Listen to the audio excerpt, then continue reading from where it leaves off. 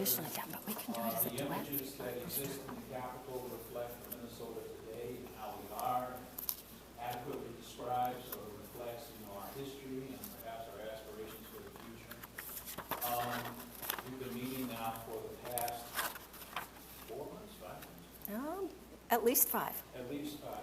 Representative Loeffler from Minneapolis is one of the tri-chairs of the committee, and I'll be handing it off to her. But before we get started, and Peter Hildrum is also a member of the committee with me. I want to thank, before we get started, this person holding me. I'll get distracted looking at him. I'm a history professor. Magic. Christy Madden, thank you very much for coming. And my colleague, Omar Kilgore, who really sort of is the brains of all things technical and otherwise. Works with me on a lot of things and stuff. Thank you very much for coming. So with no further ado, why don't we get started? Representative Loeffler.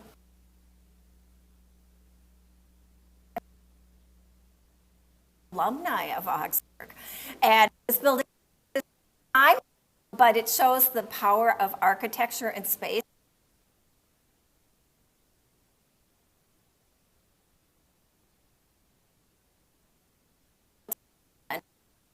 We have our cap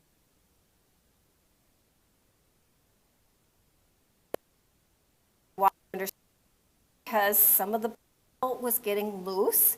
On the outside, we have a leaky roof that we think we've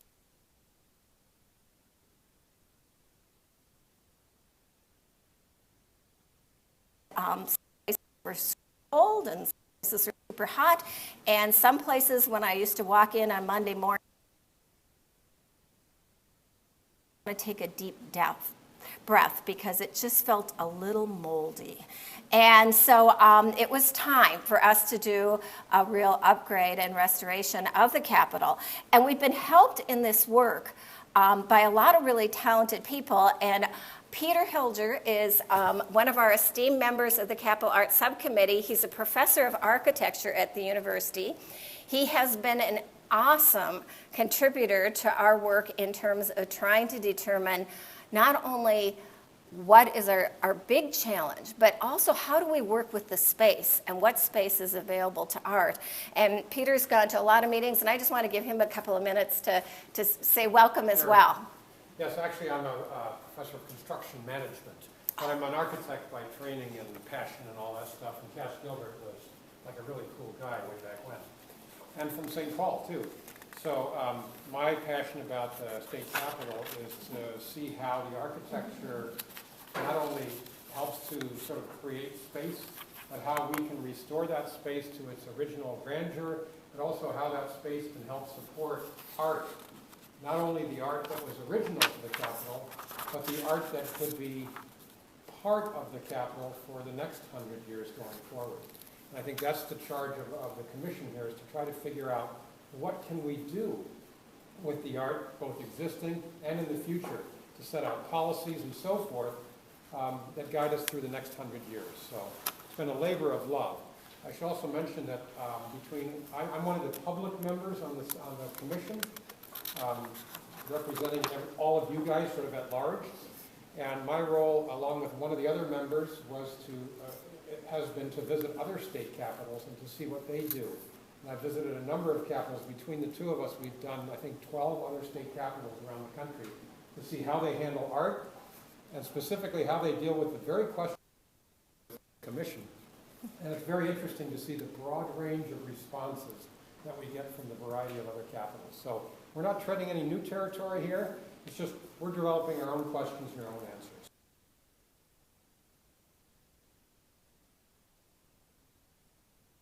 These meetings around the state, as well as an online survey. So if you have friends who had class tonight or had to work and wanted to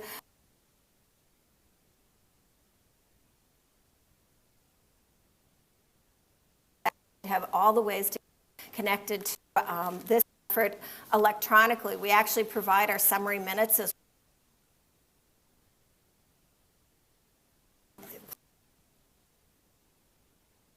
all kinds of and really enjoy the public.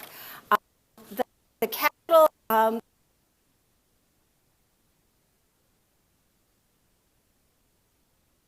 preservation of the Capitol.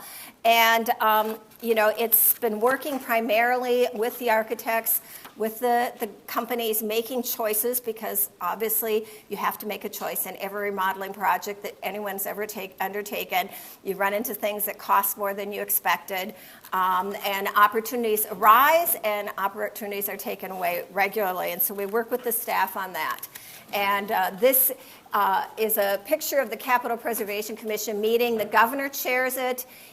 Until the Capitol was closed, we met in the very ornate governor's reception room, which you can see here. The picture above in the ornate frame is the Father Hennepin and St. Anthony Falls picture that you may have seen in the slideshow, and we'll go on ahead.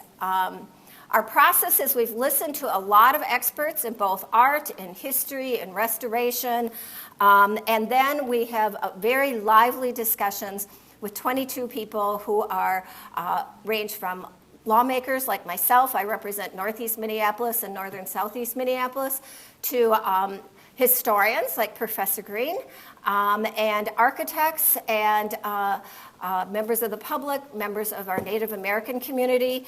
And so we have lively discussions, and we sometimes have as many resource people as we have attendees, because our Historical Society, Arts Board, and a lot of other entities involved with state government and the Capitol are really interested and have insights to bring in as well. Our current collection is about 150 pieces of art. People think of the big, huge murals. They're so striking. But we actually have a lot more pieces within our collection, and one of our tasks is discovering and discussing some of those lesser pieces that don't get quite as much attention as the main fine art.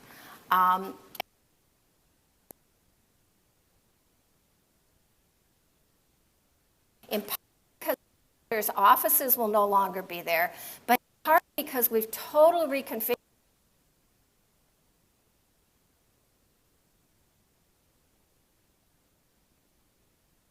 the rotunda that is big as the rotunda. Has beautiful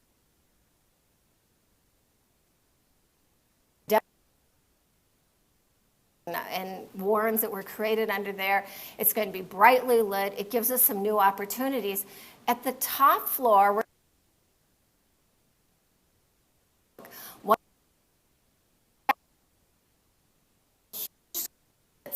almost 2/3 that was uncovered. It was dropped.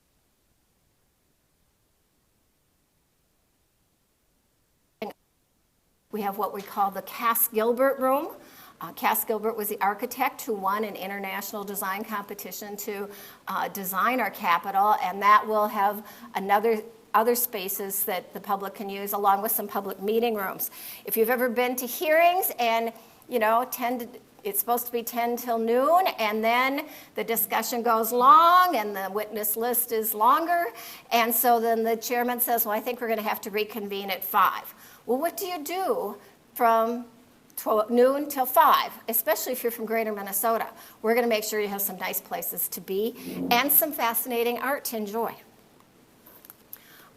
This is probably too small to enjoy, but this shows you in green some of the new spaces that we have for the public to take advantage of, in addition to new spaces like men's and women's restrooms on every single floor. That is a major innovation. If you've ever seen an elementary school teacher trying to deal with having the boys upstairs and the girls go downstairs, this is a big step forward for those school groups, as well as for the average visitor.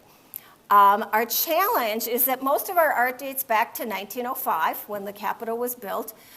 We were at that, a lot of it has to do with the Civil War, because we were champions of the Civil War. That really put Minnesota on the map as far as the rest of the nation went. Our Minnesota militaries played really amazing roles in some of the biggest battles of the Civil War. And legend has it, and the history professor could correct me if this is just a legend, But that when they heard the first Minnesota was coming, some of them would just turn and go the other direction because their reputation was so fierce on the battlefield. But a lot of things have happened since that point. It also has many pictures that depict our early days and the interactions between Native Americans and the settlers, and that will represent some of the more controversial pieces of our art that we'll be discussing later. In the ways to address it. Some people think it should be a history museum and it should only tell stories of our past.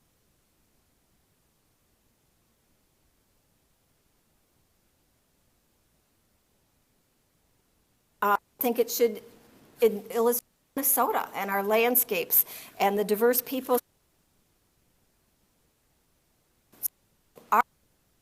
Come to a consensus after listening to wise experts. Saying that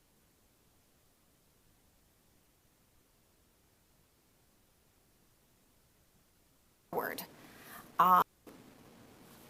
And what is controversial or insensitive, I'm sorry those kind of are overlapping there, is also been part of our assignment. And this has been interesting to see how different people interpret what is controversial and what is offensive, and are we whitewashing history, and or are there other stories that are more important to be told in our ornate halls of the Capitol? And so we'll be talking about that further. And we want to accommodate our future changing population. One of my goals is to make sure we don't fill all the halls and all the space, because 150 years from now, there's going to be people dreaming of stories that have happened in the last 2 decades of their experience that they think are worthy of celebration and honor. And so we're going to have to weigh that as we move ahead. As you're aware, Minnesota's composition by race has changed dramatically over time. This slide is 1910. You'll note that they just had other race. They didn't even break out Native Americans separately from maybe Asians, people from other parts of the globe. And then by 2030, our largest population growth will be among Asian, Black, and Latino groups. And always throughout our whole history, mostly 50% of the population has been women. But you'd be surprised that there's, I think, less than 5 women who ever lived in Minnesota who are portrayed in the artwork in our state capital. And that's because of old traditions and who we elected in the past. But maybe our capital should better reflect our changing population and stories about what they have contributed. So our first action was to create a vision statement. We have handouts of that. We'll have you reacting to that in just a minute. And that is that the purpose of the art in the Minnesota State Capitol is to tell Minnesota stories, not U.S. stories.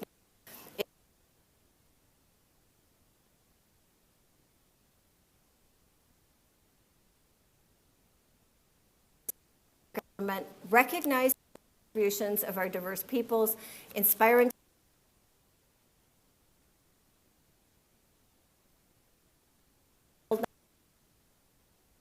but these are what we as a subcommittee have put out for your reaction. And just go fairly quickly, some ideas of how some people have interpreted what that might mean in terms of reflecting on our state's history.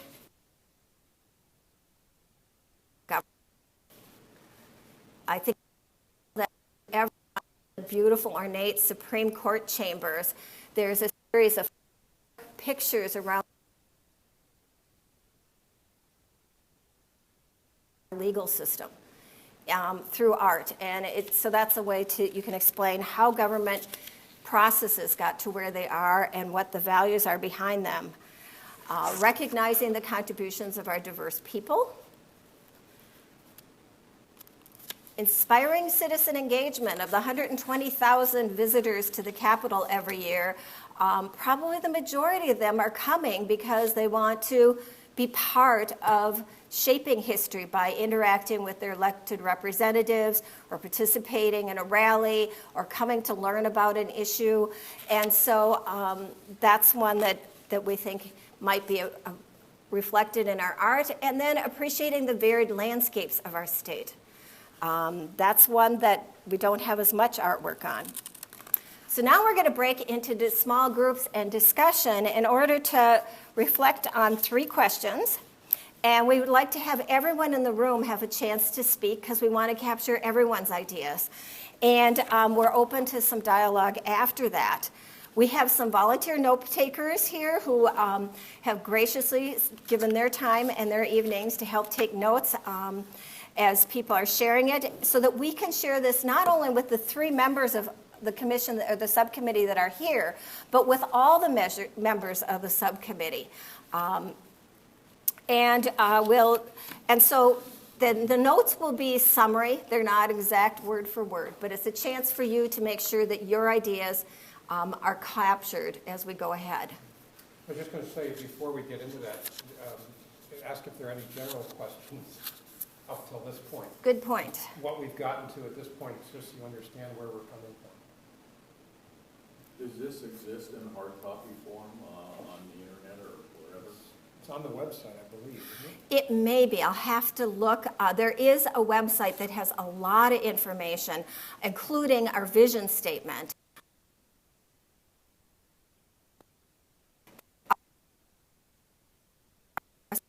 Work that's being done right now to preserve our existing historic fine art, and the summary minutes of all.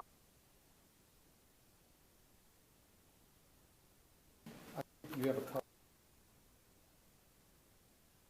website? A business has the Flickr, the Twitter, the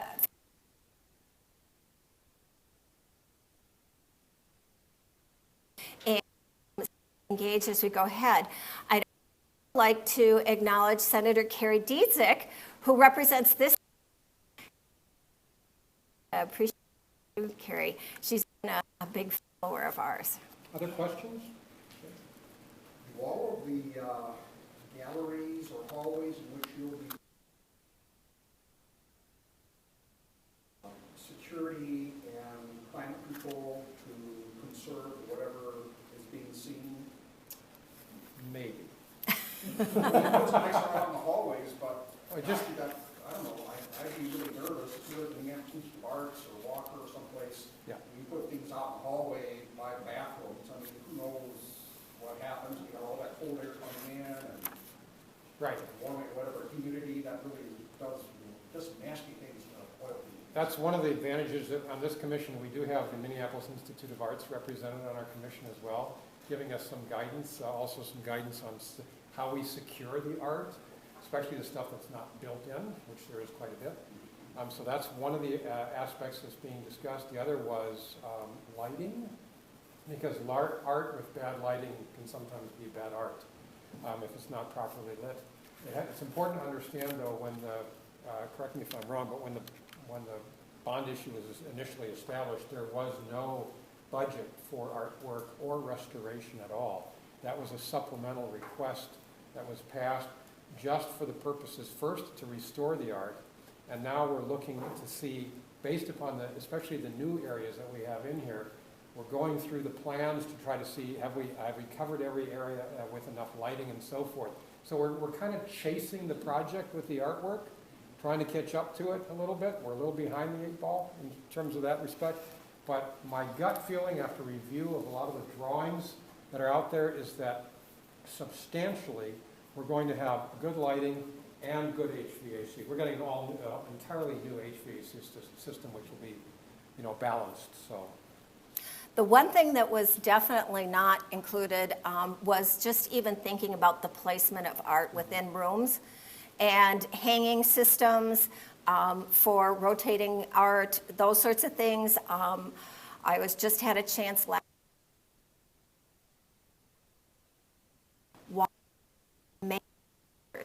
and I've never been in an art gallery that has anything other than white walls. I thought, wow, I wonder if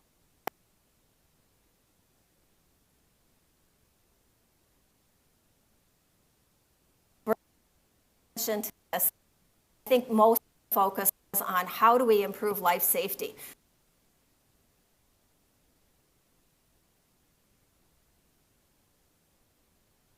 Building has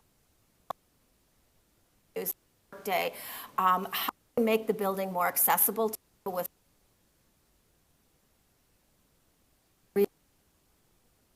a marble dome for leaking? That's not an easy question to answer. And really the major focus to be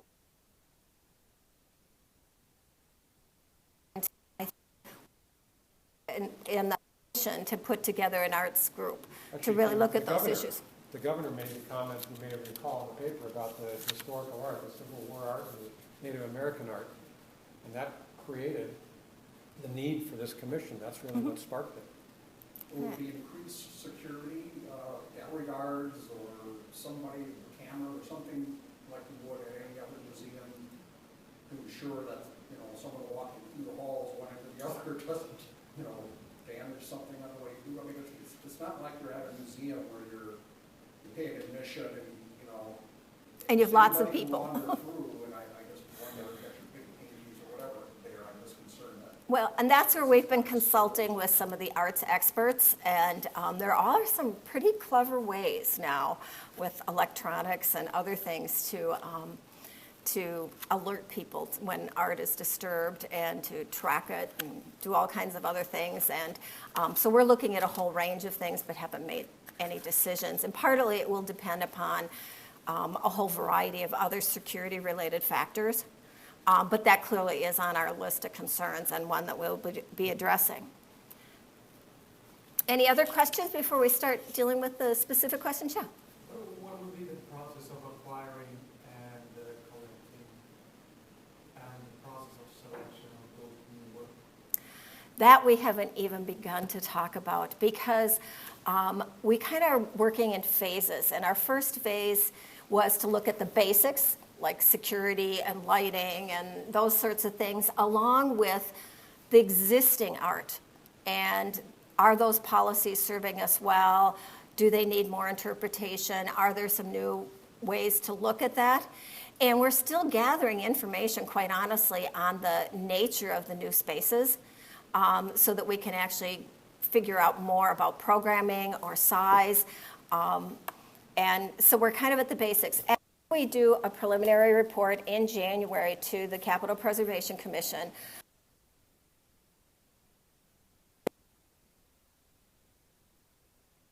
about art. By who? Is it borrowed from museums? Is it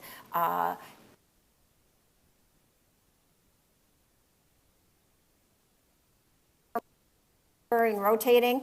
And we about that. We're also thinking about the visitor experience.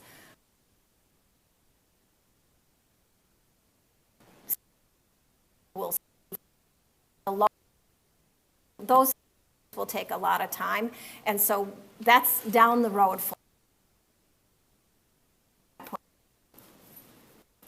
Increase in space, this mission is a huge opportunity. The fact that we're gaining this space, largely in the basement, what they did is they actually lowered the foundations of the Capitol. Many people don't realize that, but we basically made the basement habitable.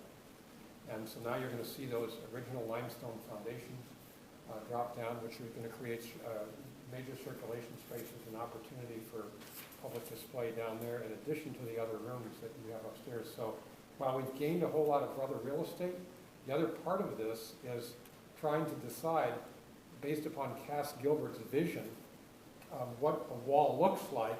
He may have designed a wall this big, but he may have put some painted trim on the outside so that your actual painting area is only this level. You know, so it's kind of like thinking about it from your own homes. You go through and you say, you know, where is this painting going to fit? My goal ultimately is that we come up with a guide that serves the Capitol for a long, long time going forward as to the type and disposition of art and where it can be placed in the Capitol. Not the specifics of what the piece is, but where can it actually be displayed and what are the limits of those areas. And we're also talking about 3D or sculptural art, not just 2D or flat hanging art. And while we haven't gotten into literary art, it's important to note that all around the second floor, there are quotes to inspire the decision makers that were selected when the Capitol was first built. So even the literary arts are reflected there.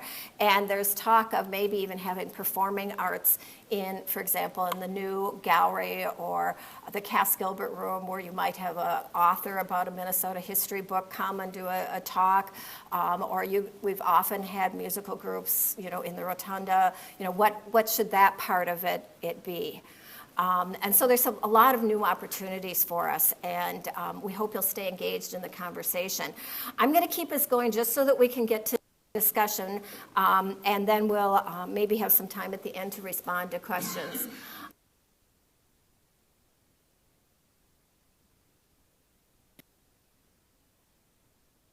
Don't monopolize the conversation. Make sure that you think thoughtfully about what you're saying.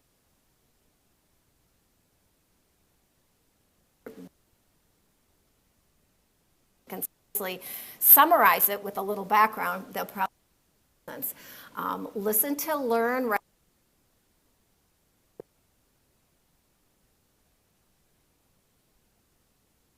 We're not going to try and have you all come to consensus on what is the best route. We want to capture your ideas and reactions.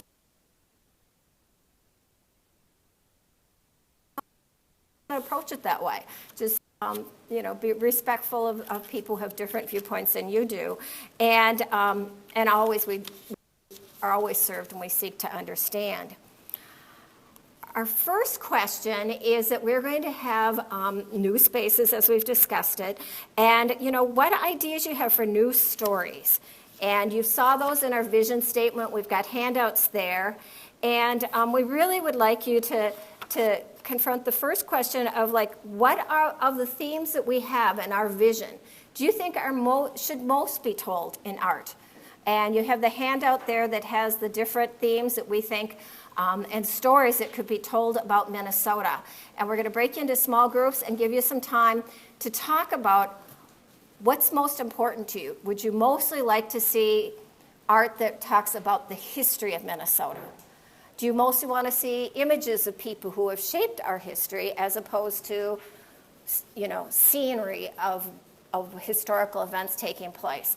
What does the role of landscapes have in your vision for the future?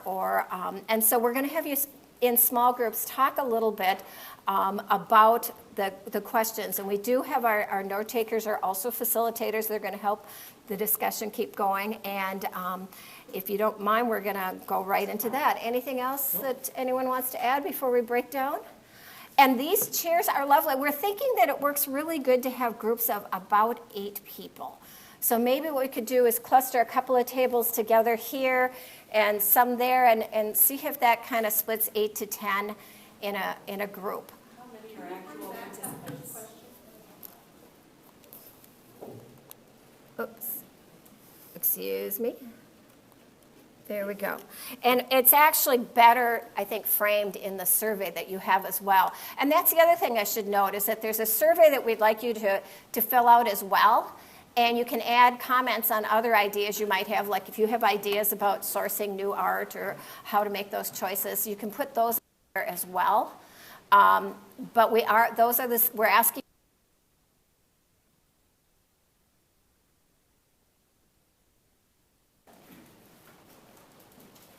Why are we breaking into groups? I'm going to miss 2/3 of. Well, my question is how many are actual and not just so, because I work for the Historical Society, so I'm just sort of listening. So there might not even be 16. We've got about 30 is it is a little difficult to get that many people heard fully with as many questions as we have to have.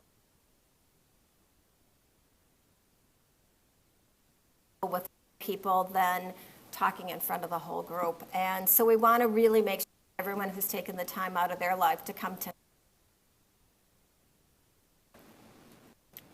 And if you're here as an observer, you can participate or you can observe whatever is most comfortable for you. Does that answer your question?